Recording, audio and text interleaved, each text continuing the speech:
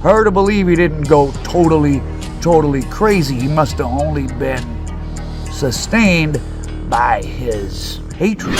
We turn now to the story of the Cuban prisoners who are holding hostages at this hour in 2 federal detention centers. As we reported earlier, Cuban refugees rioted and took hostages at the Atlanta detention center today. Eres la Garda Assassinina? Are you the guard assassin?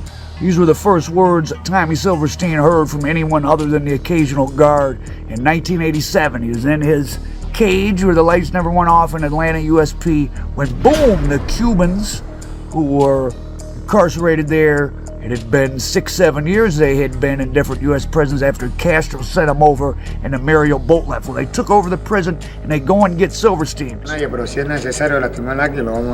Okay, we have no intention to hurt nobody. But that night, inmates take another 25 hostages in the prison hospital.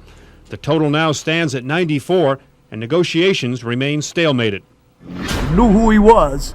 They let him out of his cage. He's suddenly free. He's roaming around the prison, and they take him to where they have the guards hostage. And, of course, they must have expected him to terrorize or do worse to the guards.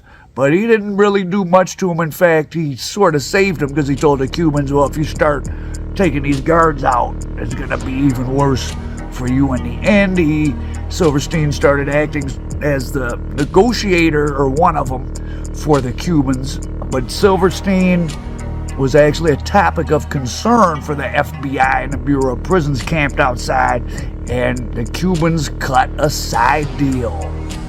And they put tranquilizer in Silverstein's meal one night and then jumped on him and tied him up to deliver him to the feds, because the feds were like, well, we want Silverstein, because they were very afraid what he was going to do to guards, even though he hadn't done anything to any guards during the riot. And the very people that the Cubans were rioting against, they cut a deal with him and turned Silverstein over to them. Silverstein says he remembers asking them as they carried him out, the Cubans, I mean, end me, unalive me now. I don't want to go back into custody. But they didn't do him that solid. They turned him back over to the feds, and he was right back in his special cage. And if he thought that him maybe talking the Cubans out of doing anything to any of the guards would have helped his security level come down a little bit, it did not.